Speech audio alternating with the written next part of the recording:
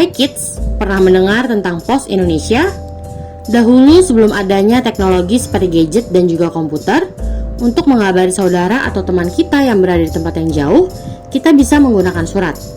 Surat ini bisa kita kirimkan melalui pos dan nantinya akan ada orang-orang yang mengantarkan surat kita. Pos Indonesia merupakan salah satu tempat kita bisa mengirimkan surat. Berdasarkan sejarah, keberadaan Pos Indonesia begitu panjang loh. Lalu, bagaimana sejarah dari Pos Indonesia? Kita cari tahu bersama ya. Sejarah Pos Indonesia.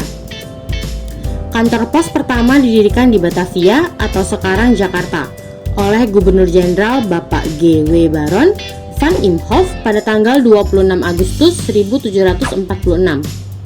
Sebelum kita lanjut videonya, jangan lupa klik tombol subscribe dan tombol loncengnya ya. Tujuan kantor pos ini dibangun yaitu untuk lebih menjamin keamanan surat-surat penduduk, terutama bagi mereka yang berdagang dari kantor-kantor di luar Jawa dan bagi mereka yang datang dan pergi ke negeri Belanda. Sejak itulah pelayanan pos lahir untuk mengemban peran dan fungsi pelayanan kepada publik. Institusi kolonial. Setelah kantor pos Batavia didirikan, 4 tahun kemudian didirikanlah kantor pos Semarang untuk mengadakan perhubungan pos yang teratur antara kedua tempat itu dan mempercepat pengirimannya.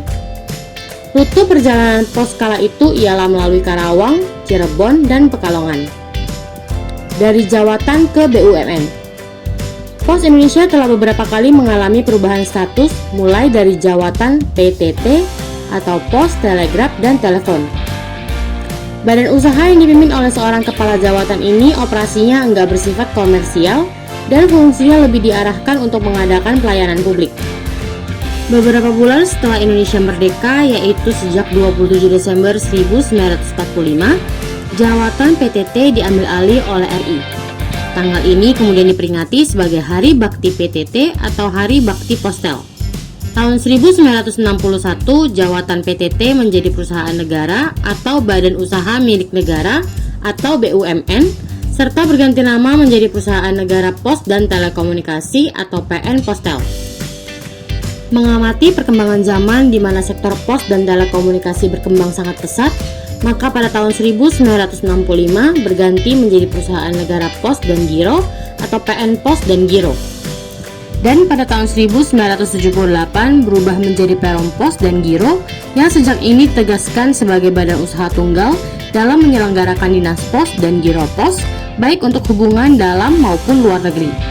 Setelah 17 tahun berstatus Perum, maka pada Juni 1995 berubah menjadi Persero terbatas dengan nama PT Pos Indonesia atau Persero.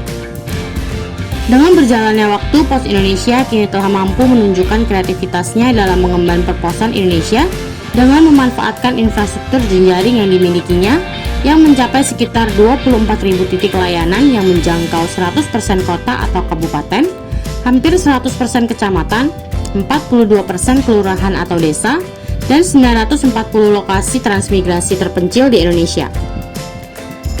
Seiring dengan perkembangan informasi, komunikasi, dan teknologi, jejaring pos Indonesia sudah memiliki lebih dari 4.800 kantor pos, serta dilengkapi dengan elektronik mobile pos di beberapa kota besar.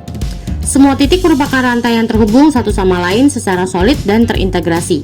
Sistem kode pos diciptakan untuk mempermudah prosesing kiriman pos, di mana tiap jengkal daerah di Indonesia mampu diidentifikasikan dengan akurat.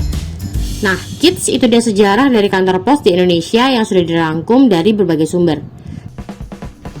Sampai di sini dulu ya videonya. Jangan lupa like, komen, subscribe, dan share ke teman-teman lainnya ya kids. Bye-bye!